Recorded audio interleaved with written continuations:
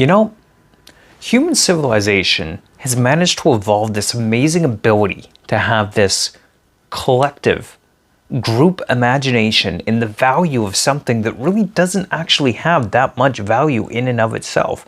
We only imagine its value to exist.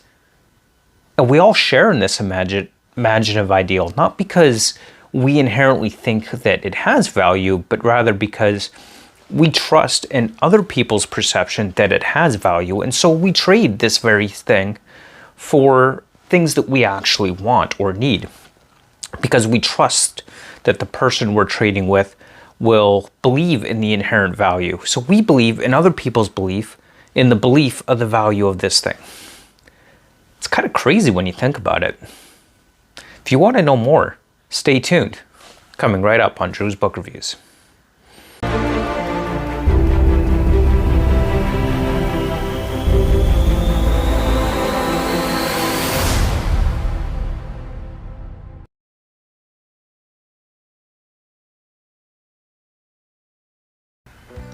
Okay, so you're probably wondering, what the heck was I talking about in that introduction about this shared collective group imaginative thing that we all value or believe that others will value exactly? Well, let me tell you, it was all about money by Yuval Noah Harari. So I have read other Yuval Noah Harari books, specifically Sapiens and Homo Deus. Now I've read Money, and I think I've got a few other Yuval Noah Harari books on my TBR that I will, of course, get to eventually. But in terms of Money, this is actually a very short book. It's only about 133 pages. The whole purpose of this book was to go over the history of money.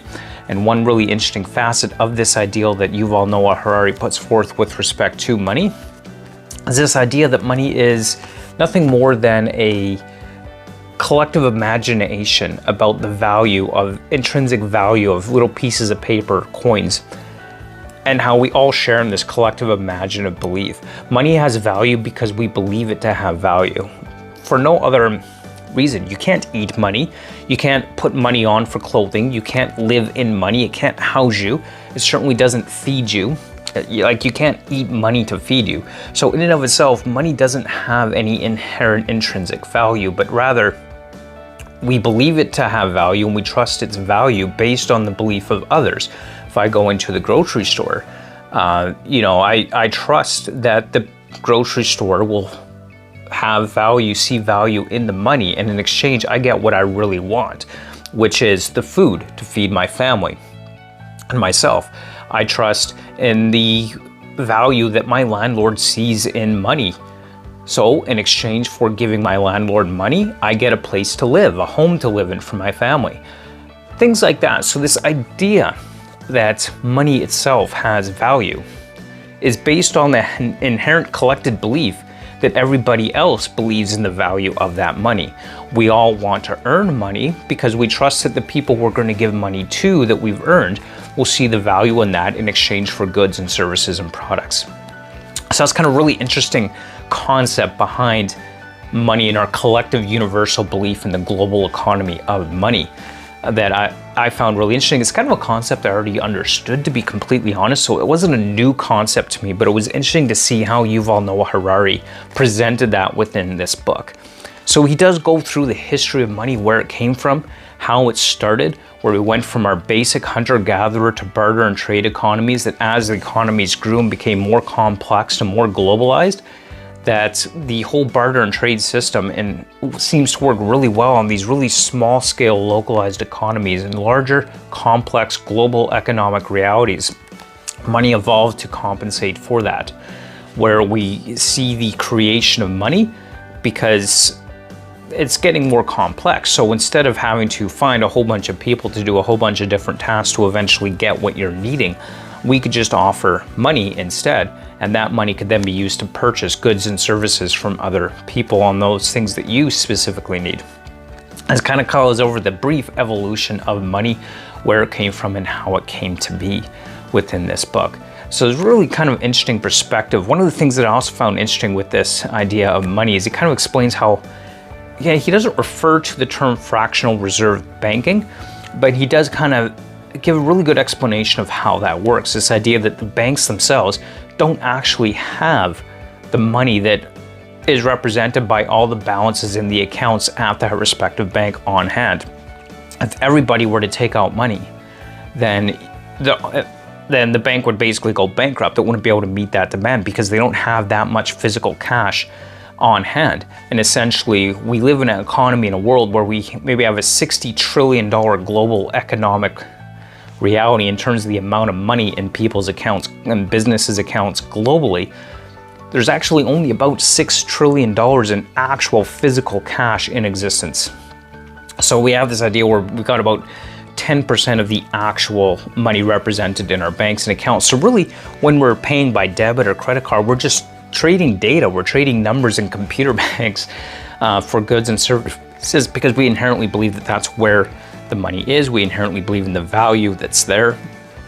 It's kind of an interesting perspective on how that works, and kind of shows that there is a severe weakness in our monetary system that could potentially cause it to collapse, although it's worked quite well so far and will continue to work well as long as the banks don't get demand from everybody to empty their accounts because they simply don't have the cash on hand.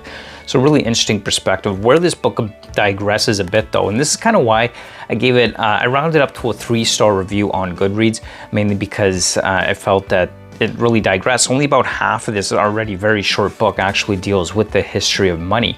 And then it kind of digresses into artificial intelligence and the future society and reality. It kind of gets more into an economic discussion about the future of our future AI-run societies. Now, so it really kind of diverges from the history of money to what a future state society will look like with artificial intelligence running the world and what that application will mean for the future of humanity and the useless class.